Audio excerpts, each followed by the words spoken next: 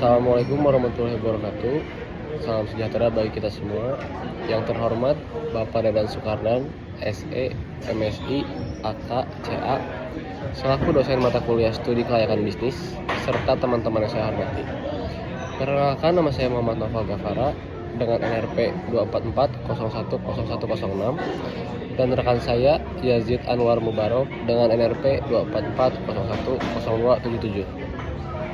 Pada kesempatan kali ini, kami akan mempresentasikan hasil studi kelayakan bisnis yang berjudul Crunchyli, yaitu usaha keripik singkong pedas yang kami rancang dan analisis dari berbagai aspek kelayakan usaha. Latar belakang, industri makanan ringan di Indonesia saat ini berkembang sangat pesat, terutama pada kategori camilan pedas. Melihat tren tersebut, kami melihat adanya peluang untuk menghadirkan produk keripik singkong pedas dengan harga yang lebih terjangkau dibandingkan produk-produk besar yang sudah ada di pasar. Target utama kami adalah anak muda karena kelompok ini memiliki minat tinggi terhadap makanan pedas dan sering mencari camilan dengan harga yang ekonomis. Tujuan studi kelayakan. Tujuan dari studi kelayakan ini adalah untuk mengetahui apakah usaha Crunchyli layak dijalankan dan dikembangkan di masa depan. Selain itu, kami juga menganalisis aspek pasar dan keuangan, menyusun rencana usaha, menentukan strategi pemasaran, serta memenuhi tugas akademik pada mata kuliah ini. Gambaran umum usaha. Crunchyli merupakan produk keripik singkong pedas dengan 5 tingkat kepedasan. Produksi dilakukan secara rumahan sehingga biaya operasional dapat lebih efisien. Target pasar utama adalah pelajar dan mahasiswa dengan harga jual berkisar antara 10.000 sampai dengan 15.000 per kemasan. Visi dan misi. Visi Crunchyli adalah menjadi brand keripik pedas lokal yang digemari masyarakat dengan harga yang terjangkau. Untuk mewujudkan visi tersebut, kami memiliki beberapa visi, yaitu menjaga kualitas produk, menawarkan harga yang kompetitif, mengembangkan pemasaran digital, dan mendukung penggunaan bahan baku lokal. Analisis permintaan. Berdasarkan analisis yang kami lakukan, permintaan terhadap produk Crunchyli cukup tinggi. Hal ini karena masyarakat khususnya usia 15 sampai 35 tahun menyukai camilan pedas. Selain itu, harga yang terjangkau membuat produk ini memiliki potensi kembalian ulang yang tinggi dan permintaan yang relatif stabil. Analisis penawaran dan benchmark. Pada analisis penawaran, kami membandingkan Crunchyli dengan keripik Maichi sebagai benchmark. Keunggulan Crunchyli terletak pada harga yang lebih murah sehingga lebih mudah dijangkau oleh konsumen. Walaupun skala usaha kami masih UMKM, distribusi dapat dilakukan secara offline maupun online, sehingga tetap memiliki peluang bersaing di pasar. Peramalan penjualan. Dalam perencanaan usaha, kami memperkirakan kapasitas produksi awal sebesar 2.000 kemasan per bulan. Harga jual rata-rata ditetapkan sebesar 12.500 per kemasan, dengan asumsi pertumbuhan penjualan sebesar 10% setiap tahun dan harga bahan baku relatif stabil. Selanjutnya, saya akan menjelaskan tentang rencana pengembangan usaha. Pengembangan usaha direncanakan secara bertahap. Pada tahun pertama, fokus pada produksi dan branding. Tahun kedua, meningkatkan kapasitas produksi dan memperluas jaringan reseller. Tahun ketiga, melakukan perluasan pasar serta inovasi produk. Selain itu, kami juga mempersiapkan legalitas agar bisnis berkembang secara profesional. Selanjutnya, investasi dan modal kerja. Total investasi awal sebesar 10 juta diperoleh dari penjumlahan seluruh kebutuhan peralatan produksi. Mesin penggorengan sebesar 6 juta, mesin seller 1.500.000, kompor dan tabung gas 1 juta, peralatan dapur dan produksi 1.500.000. Jadi totalnya 6 juta ditambah 1.500.000 ditambah 1 juta ditambah 1.500.000 sama dengan 10 juta. Modal kerja adalah biaya yang dikeluarkan setiap bulan untuk menjalankan usaha. Bahan baku 9 juta, kemasan 1.200.000, upah tenaga kerja 2,5 Modal kerja adalah biaya yang dikeluarkan setiap bulan untuk menjalankan usaha. Bahan baku sama dengan 9 juta, kemasan 1.200.000, upah tenaga kerja 2,5 juta, listrik dan gas 800.000, transportasi 500. Sama dengan 9 juta ditambah 1.200.000 ditambah 2.500.000 ditambah 800 ditambah 500, jumlahnya 14 juta. Selanjutnya, proyeksi laba rugi. Omset diperoleh dari jumlah produksi dikalikan harga jual rata-rata. Produksi sama dengan 2.000 pieces per bulan, harga jual rata-rata 12.500. Omset 2.000 dikali 12.500, jadi totalnya 25 juta.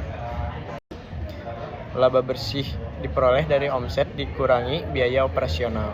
Omset 25 juta, biaya operasional 14 juta, jadi 25 juta dikurangi 14 juta, totalnya 11 juta. Laba bersih tahunan.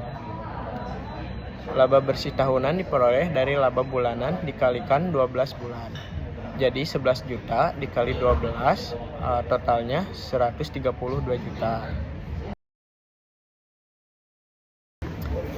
ARR atau Average Rate of Return digunakan untuk melihat tingkat keuntungan investasi. Rumusnya ARR sama dengan laba bersih tahunan dibagi investasi awal dikali 100% sama dengan 132 juta dibagi 10 juta dikali 100% sama dengan 13,2 dikali 100%, totalnya 1.320. Artinya setiap investasi 10 juta menghasilkan laba sekitar 130 juta per tahun. Selanjutnya, payback period. Payback period menunjukkan berapa lama investasi kembali. Rumusnya, payback period sama dengan investasi awal dibagi laba bersih bulanan. Jadi 10 juta dibagi 11 juta, totalnya 0,91 bulan. Artinya modal awal diperkirakan kembali dalam waktu kurang dari 1 bulan. Selanjutnya, NPV dihitung menggunakan tingkat diskonto 10%. Jadi PV sama dengan 132 juta dibagi 1,1 sama dengan 120 juta. Selanjutnya PV 132 juta dibagi 1,1 sama dengan 199.909. Selanjutnya PV 1.320 juta dibagi 1,1 sama dengan 99.173.554. Total VP 100 juta ditambah 100 juta 99,99 sama dengan 328,264,463 NPV. Total PV di investasi awal 328,264,463 dikurangi 10 juta sama dengan 318 juta 26.463 karena NPV positif usaha dinilai layak. Selanjutnya, Profitability Index menunjukkan perbandingan manfaat dengan P total PV arus kas sama dengan investasi awal. Jadi 328.264,463 dibagi 10 juta sama dengan 32,83 karena P banding besar 1, maka usaha layak dijalankan. Selanjutnya, strategi pemasaran. Strategi pemasaran difokuskan pada anak muda dan mahasiswa. Positioning yang kami bangun adalah keripik pedas lokal dengan harga terjangkau.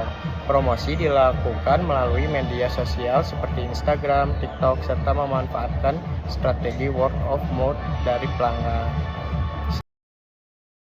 Selanjutnya, analisis SWOT. Kekuatan usaha ini adalah harga yang murah dan variasi rasa pedas yang menarik. Kelemahannya adalah brand yang masih baru dan modal yang terbatas. Peluangnya berasal dari tren konsumsi camilan pedas yang terus meningkat. Sedangkan ancamannya adalah persaingan dari brand besar yang sudah lebih dikenal di masyarakat. Kesimpulannya, berdasarkan analisis pasar, operasional, dan keuangan telah dilakukan, dapat disimpulkan bahwa usaha Crunchily layak untuk dijalankan. Usaha ini memiliki peluang pasar yang baik, harga yang kompetitif, serta menghasilkan keuntungan yang menjanjikan.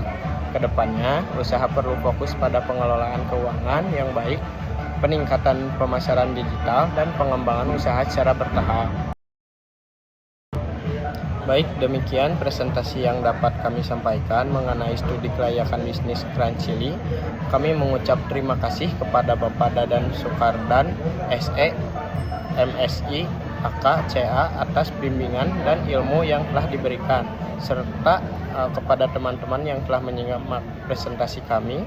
Apabila terdapat kekurangan, kami mohon maaf dan siap menerima pertanyaan maupun masukan. Wassalamualaikum warahmatullahi wabarakatuh.